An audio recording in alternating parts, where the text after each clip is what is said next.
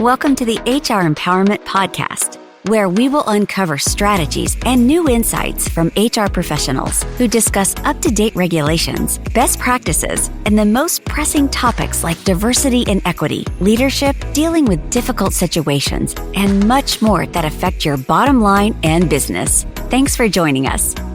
Hey everybody, Wendy Sellers here, the HR lady. Thanks for coming back to the show. We have an exciting topic today that I think most of us deal with, even just in our personal lives, never mind at work. But today we have Dr. Jennifer Dall here, who is a grief-informed neurodivergence specialist. Ooh, that's a mouthful. And a founder of ADHD Holistically. Hey, Jennifer, Dr. Jennifer, how you doing? I'm doing great. How are you today? Oh, it's been an interesting year, putting out a lot of fires, learning a lot of new things, but, I wouldn't have it any other way. I like to be running at full speed. But before we jump in, thank you so much for your time today. Tell our listeners about yourself and how you got to where you are now. Oh, sure. I am Dr. Jennifer Dall. I was in education for a long time in California. I taught and I was an administrator. I worked with special education and general education. And I more and more wanted to start working with outside world, with people, with women. I learned so much more about things along the way. I discovered that I actually also had ADHD. Oh, wow. Many women, like many people, but many women in the last several years, it's become well known. And I decided to move out of education and to be able to start working with other people, and being able to branch out and do the things that really interest me. I'm interested in ADHD plus other things, so grief, other ways that it impacts us. It has impacted me in a lot of ways, and so this has just become what I'm really interested in, working with women, talking to people, as I go through life, seeing how in the workplace and in the medical field and just everywhere we go, that a lot of people don't know a lot about it. And so the more we can learn and the more we can teach each other, I think that the better off we will all be. I love that. Thank you so much. I want to talk today about, everything from burnout to breakthrough, and then definitely helping our listeners build ADHD friendly workplaces. But before we get into that, my question is, what the heck is neurodivergence and what is ADHD? So both of those questions, I'm going to pop back over to you, Dr. Jennifer. Sure. So neurodivergence is a term encompassing people who think differently, who have a neurodivergent perspective, way of thinking, working, being. So it can encompass autism, ADHD, and a lot of different things. We're learning more and more about it. And so it continues to grow, but basically a way of looking and doing things that is different than what you might call the neurotypical, which is how many things have been set up for the neurotypical way. ADHD, attention deficit hyperactivity disorder, has often, for many of us, been associated with that 8-year-old boy who can't sit still. But we learn so much more about what that actually really means. And so it is not necessarily a lack of attention, or focus, it's how you can control and manage your focus, whether it has to do with executive function, with thinking, with emotions, with managing things. So what we're looking at is a large group of people who function a little bit differently, and so need to have slightly different experiences in the world. Okay, well, thank you for that. And you also mentioned briefly about grief. What is grief-informed neurodivergence? So it's looking at all of this through the lens of how grief impacts what's going on. I've had some tragic events in my life. I think we all have lately, for one thing. And so grief can be basically loss. And so when you go through grief, when you go through loss, it impacts your ability to regulate your memory, your ability to function. And so when you add that to ADHD, what I find is that it all sort of exponentially grows. So the ADHD, if you're struggling with emotional regulation, if you're struggling with organizing things, remembering things, that's all a very established part of ADHD. And when you add grief into it, especially if it's a big one like death, loss of a job, something really life-altering, it just makes it all so much more. So even if you're getting help, maybe with the grief, if the person you're working with doesn't understand the ADHD or the other way around, they may not see how it just snowballs even sometimes, how it makes it so much more. 65% of employees with ADHD report that managing their symptoms creates a moderate to significant challenge in completing everyday tasks at work. Back to you. That's a lot. That's a lot. That's a high number right there. What's behind the growing number of adults, especially women, being diagnosed with ADHD later in life, and how does that shape their personal journey? I think there's a lot of things behind it. Research has grown, and as with a lot of things, as more people hear about it and know about it, more and more people hear about it and know about it, we found that a lot of people kind of came out of the woodwork after or during the pandemic, the shutdown. Life slowed down. A lot of the structures, so successful people with ADHD may have found that all those structures that are put in with life, with running their house, with having a job, with being a parent, all those things that kind of keep you moving forward went away, right? When we were all just at home. And so I think that at that point, a lot of people started questioning, and then you started to hear more, so you started to question more. A lot of adults have also started to find out when their children perhaps were tested, or somebody in the school system brought up that maybe they thought their child might have ADHD. And in the process of testing the child, talking to doctors, things started to click within their brain. Oh, yeah, that makes sense. But wait, I do that. Or, oh, my husband does that. And so it's kind of, I think, has compounded. So much of the earlier research was about boys, done by men. And as so many things like other women's health issues, they've started to look more at it. It just kind of compounds. And so, oh, my daughter or my son or my sister or my neighbor, and you start to really think about these things and read more, and you kind of start to realize more what's going on. And then within yourself, it can just kind of snowball. Like you start to remember things that happened and realizing why they happened or why you do things the way that you do. I saw a statistic in the Association for Child and Adolescent Mental Health that women experience an average 4-year delay in receiving an ADHD diagnosis compared to men.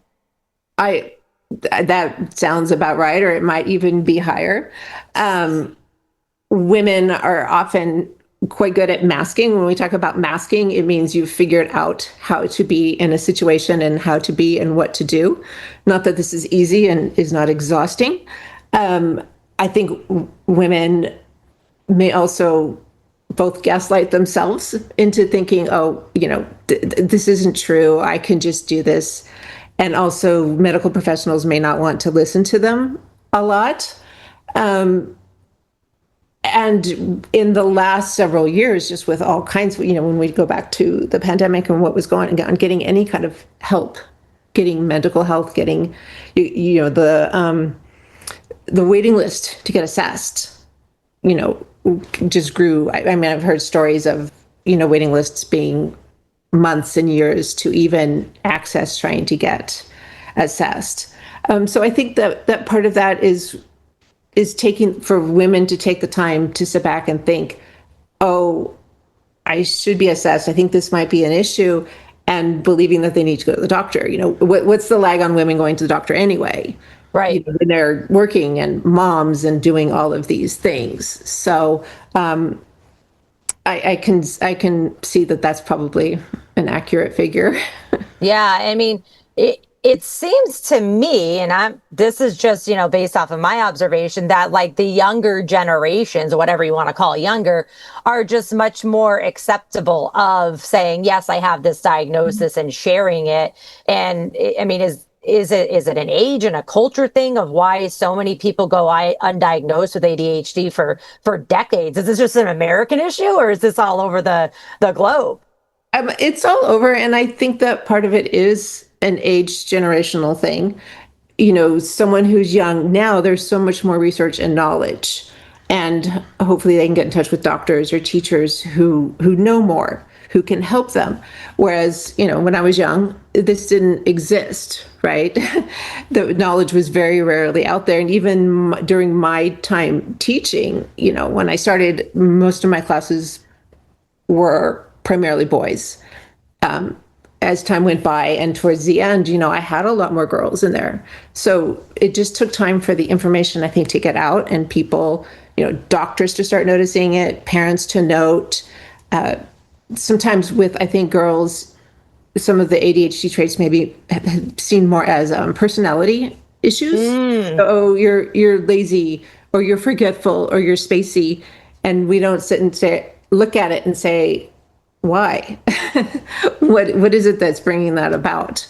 And I just think that the younger generation who's more in tune with it, they've just had the benefit of more information, more research, more people knowing, Yeah, absolutely. No, I mean, I love the younger generation for making it a little bit more okay to say, hey, I have ADHD or whatever it might be, all the way down to, it seems that ADHD is strongly linked also with higher rates of anxiety and depression, correct?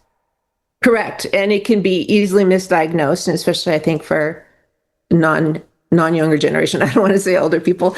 I know that myself and a lot of people, you first might get diagnosed with depression or anxiety, but when you really look into it, it's more the ADHD. They can go together, but they can also be misdiagnosed because, depression, or you're tired, you're struggling a lot, you're having a hard time remembering things. Yeah, that can be depression, but that can also be ADHD.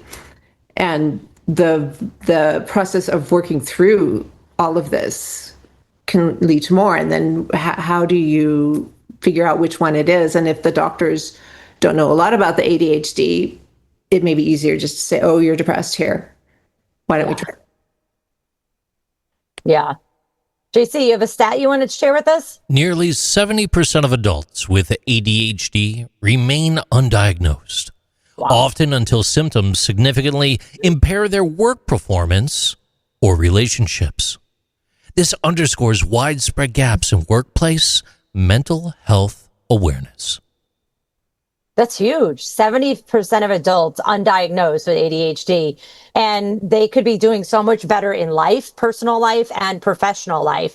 Most of our listeners are wearing the HR hat, either officially or unofficially in businesses. What kind of, practical strategies and can we just give to HR, first of all, or small business owners if they think maybe their employees are struggling with emotional, interpersonal difficulties, they're not doing well in their job? What if it is ADHD? I mean, we know that under the ADA, we can't just be like, hey, we think you have an issue. So what do we do? I think that one thing they can do is learn, reading books, listening to podcasts, finding out more just in general about what ADHD is, how it shows up.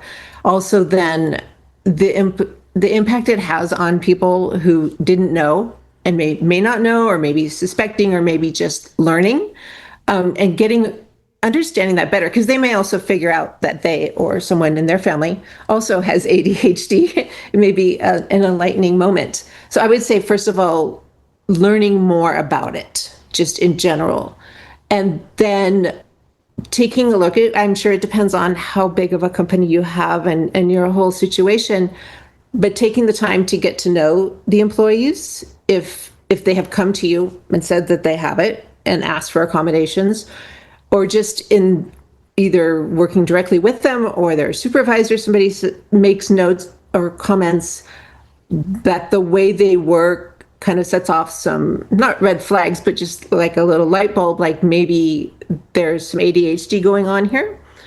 And without even calling that out, maybe they don't know or they don't want to tell you, talking to them, how do you work best? A lot of the issues in work may have to do with interpersonal relationships. It may have to do with the setting. Are they in a very noisy place? The lighting, all of those kind of physical impacts, and also how they're given instructions, how they're given tasks, the kind of feedback they get. And so this wouldn't even be just with people with ADHD, I would think, is how do you work best? If you really want to have good employees and a good system, figuring out how they work best. And maybe it's having a little quieter place, or having meetings that work differently, or knowing, hey, you really do better if every hour you just get up and walk around for 5 minutes, go to the bathroom, get a drink of water, making sure, or do you need the instructions in writing? Right. If people come up and say, oh, I need you to do this, I'd say, great, I need you to email me. If I didn't have like a pad of paper right there with me to write it down, the multi-step can get to be, a lot. And encouraging people to feel comfortable to ask questions and to share, I'm struggling with this. Yeah. Get some help. I love it. And I think that's some really solid advice. And you kind of mentioned it too, for all of your employees, and that way you're not just, judging or making assumptions or putting judgment or bias on employees that you think might have ADHD. Listen, as HR or somebody who wears the HR hat, I know that we're the unofficial lawyer and doctor and, psychologist and career planner and teacher, but we're really not a doctor. Okay. And we're really not officially and even if we were, we're not their doctor. So please don't ever be going, hey, Wendy, I think you have ADHD and you should get it analyzed. So I would also encourage our listeners, if you have things like, if you're working in person or remote, but if you have bulletin boards, remote or in-person bulletin boards, newsletters, always put something in every single one of your newsletters or whatever you want to call it about mental health. So they know, hey, it's okay to ask about this. Did you know our benefits cover this? Did you know, our employee assistance program, even if we don't have health insurance, has access to, 3 to 5 free sessions with a mental health counselor, and, educating people so that they might be reading that email, even though most of them delete it. I get it. I understand. But they could read that email and go, wait a minute. I think, you know what? Those signs are me. And maybe that's what the issue is. And then for the folks that are managers or human resources, if you're comfortable with it, I would not ever want you to ever share a medical condition of your own, but of just saying like, yeah, I was diagnosed with it late in life and it changed my life. But not everybody's going to be willing to share that because wrongly so, they've been discriminated against in the past. I did want to quickly just mention again about the Americans with Disabilities Act. So the American, under the ADA, ADHD is recognized as a disability because it can significantly impact major life activities like learning, working, and concentrating. So you need to determine, listeners, if your organization has to comply with the ADA, depending on your size. There's the federal ADA, and then of course there's state ADAs as well. And making sure that everybody knows that it's okay to ask for a reasonable accommodation. What does that mean and how the heck do I do that? It's usually through HR, but you might want to start training your managers too to just come up with key words because they don't have to say the word, hi, I need a reasonable accommodation. They may just say, hey, I need something different, or I need some quiet space because of something or other. The managers are usually the ones that hear this, but they're not trained on those words, right?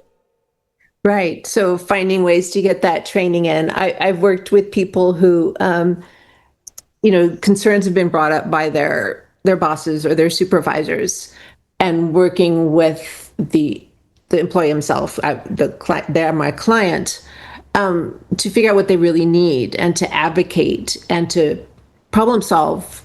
What are the issues, the the supervisor is saying these things about the person's performance. So what's really going on there? And so, it could work many ways. I have clients that just come to me, they're concerned about their job. It could be that as an HR department, you just realize that maybe having this as an availability for some of your employees might be a good thing. Just working through this is because ADHD shows up differently in everyone. Right. The hazard is, oh, you have ADHD and you have ADHD, and I think that you're the same and you need the same things. So what, if you're looking at it from a workplace perspective, how is the employee need some help? Right. How is the ADHD impacting their performance where you think it could be better and they could be happier and then everyone's happier? And so working with a coach or working with someone to fine tune those specific issues. Is it organization? Is it asking for more help? Is it needing a different setting? Is it maybe the person would actually do better in a different part of your organization? That kind of thing. So that, of course, depends on the size of the organization and the ability of what they can do.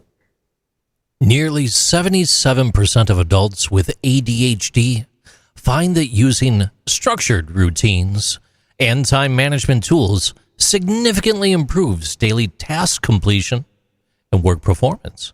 Back to you. Who wouldn't like that stat, right? Wait, if I just give my employee a little bit of reasonable accommodation, they will actually improve their job performance and, I could stop losing my mind. Okay, where do I sign up, right? What other kind of accommodations are there for people specifically with ADHD, if they've asked for a reasonable accommodation? I'm assuming a quiet workplace. I think you mentioned that before.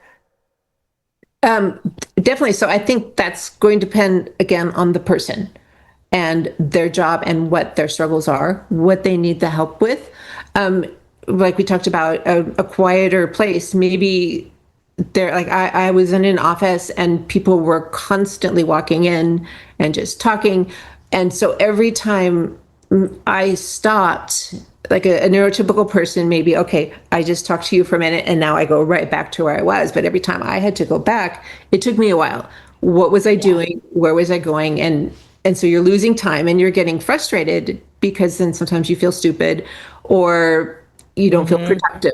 And so what are you asking that person to do? And is there a better way? Maybe they can work somewhere quieter and then every once in a while, then they get up and they go talk to somebody. Or we have office hours. This is when we can talk about things. Otherwise, I need a solid hour to work in quiet.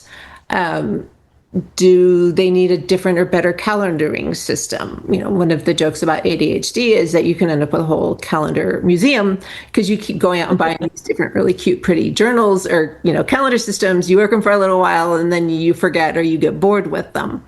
One of the things I tell people is like, okay, fine. So you used it for 3 months, go buy another one. How much is it?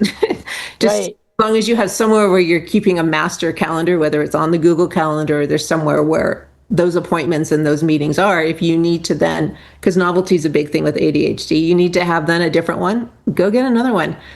Don't shame yourself.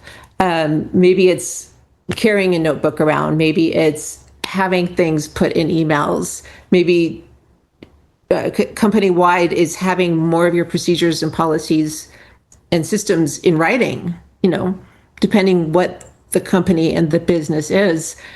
This assumption that everybody just knows how to do something may not be true. Right.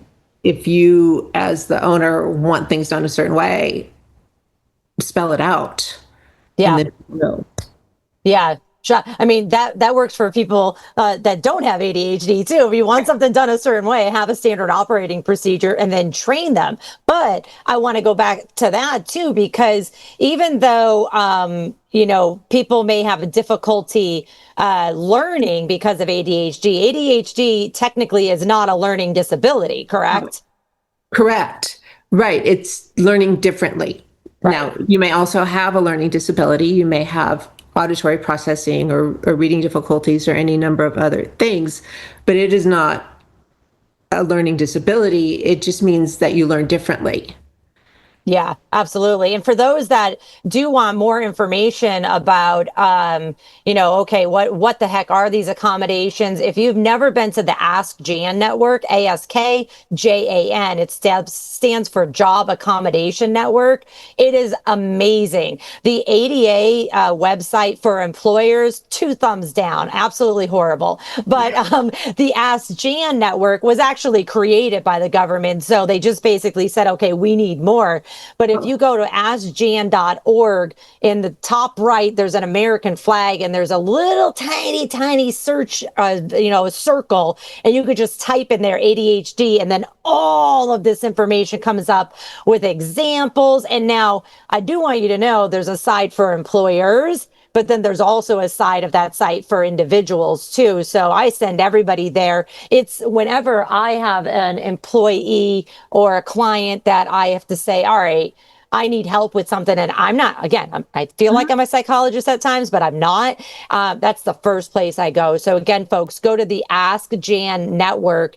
That's an amazing website. And then there's also another website. I don't know if it's the same thing. It's the ADD.org, Attention Deficit Disorder Association. So, but for employers, I would go there specifically. There's another one, understood.org, that has good information for teachers, employers, parents, people themselves. And they have a really good podcast that just came out, and I'm blanking on the name, but it was like about a 6 series. I can find out and tell you later. A woman did research about women and ADHD, trying to find the answer of why have so many people come out of the woodwork lately. And she also talked to women who originally, long ago, were diagnosed with ADHD. It was really interesting. I love it. I actually never heard of understood.org. So folks, I will put that in the Ask Jan link in the podcast notes. And then I will also put the podcast link for understood.org in there. I just found it as well. So thank you. That was one resource that I didn't know about. So, okay. Before, we have a few more questions for you as well. With many workplaces still structured around neurotypical norms, how can any organization, even if they are not 100% fully aware that somebody has ADHD, but how can organizations as a norm create ADHD-friendly environments since so many people are diagnosed with this now? They can have an air of openness.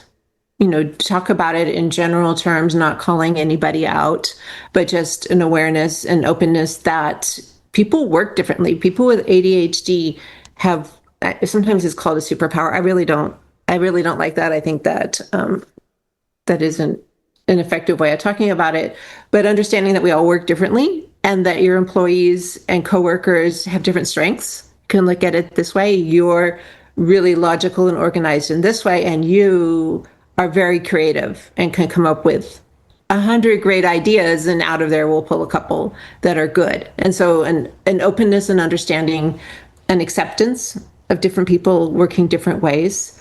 I think taking a good look at the physical, if they're there in person, the physical area, and is this a place that's really good for work, depending, are you doing quiet work? There's all different kinds of businesses. So does a physical place support the kind of work you're trying to have your employees do? And if you're working hybrid, or if you have people at home working remotely, what systems work well for them? I think looking at all of that, and of course, then it's going to depend on your business, your specific employees, what's going on with them. Individuals with ADHD, they lose an average of 13.6 work days due to absenteeism and 21.6 days due to presenteeism each year. And companies report a 4 to 5% reduction in work performance among employees with ADHD. Back to you. Yeah. And, so basically his stat that he was just sharing, which is from the ADAA.org, they're physically not there because of ADHD, they call out, but they are there, but not being productive because of ADHD. And, instead of just blaming the employee for that, we really, as employers, we need to take a step back and say, all right, listen to the advice that we got from the expert, and let's just start making changes for everybody, not just with people with an official ADA cause, because it's hard to recruit. It's hard to retain these days. And so why don't we make the workplace more comfortable for everybody, up to and including, I would even say, allowing people to wear headphones. Some might be using headphones for noise cancellation. Other people might need music in order to actually, perform and do their job, because the music may help them be more creative or just block other people out. Yes. Definitely. That is awesome. Before we wrap up, are there any resources, in addition to the ones that we've already talked about, including books, that you'd recommend for listeners interested in diving deeper into ADHD in the workplace?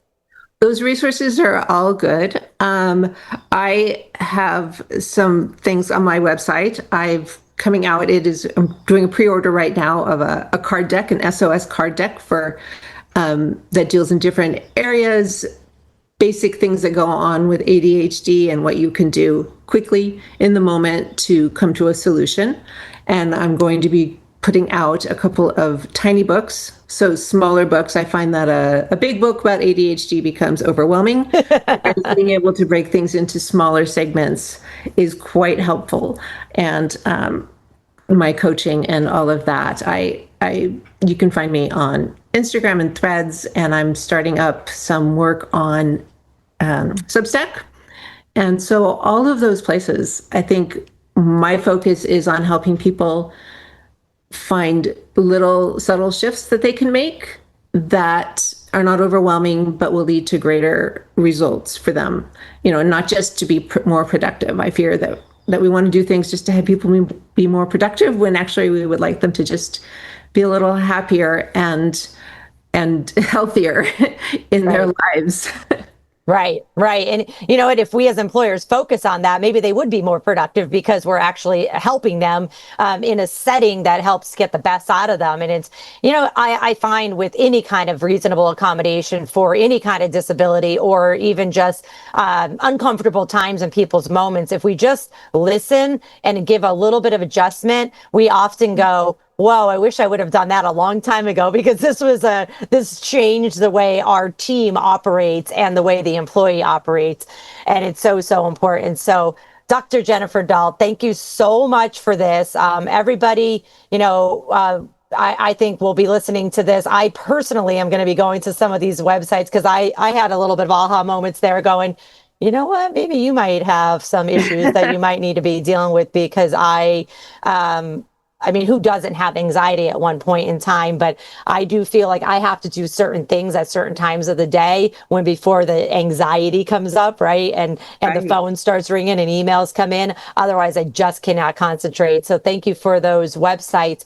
And then I will put your website and your LinkedIn in the podcast notes, as well as all those resources that we mentioned. So folks, remember that if you listen to this podcast via the HR Empowerment website, you can get HRCI and SHRM credits. So simply go to auroratrainingadvantage.com and look for the podcast tab. Take care, everyone. Thanks for joining us. Thank you. Thank you for joining the HR Empowerment Podcast, brought to you by Aurora Training Advantage. We hope you've gained new insight and strategies to navigate the HR profession. We look forward to you joining us again on the HR Empowerment Podcast.